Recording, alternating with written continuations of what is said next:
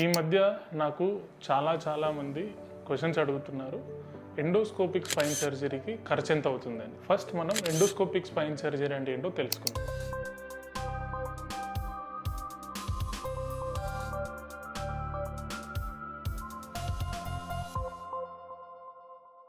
Endoscopic spine surgery అనగా ఇటువంటి చిన్న పరికరం సెంటీమీటర్ కంటే తక్కువ వ్యత్యాసం కల ఇన్సిషన్తో అంటే ఘాటుతో ఇది మనం వెన్ను లోపలికి పంపించి దీని నుంచి మనకు వెన్ను యొక్క సమస్యలను తీరుస్తాం.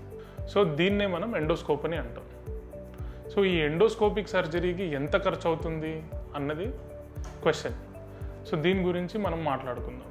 ఎండోస్కోపిక్ స్పైన్ సర్జరీకి ఏ సమస్య అన్న దాన్ని బట్టి ఖర్చు అనేది నిర్ణయించబడుతుంది. చిన్న డిస్కెక్టమీ కానీ డీకంప్రెషన్ ప్రొసీజర్ కానీ 1,50,000 నుంచి 2 లక్షల దాకా ఖర్చు అవ్వచ్చు. అదే ఫ్యూషన్ ప్రొసీజర్ అనగా స్క్రూలు వేసి కేజ్ వేసి ఫిక్స్ చేయాల్సిన పరిస్థితుల్లో అది 4 నుంచి 6 లక్షల దాకా కూడా వెళ్ళగలుగుతుంది.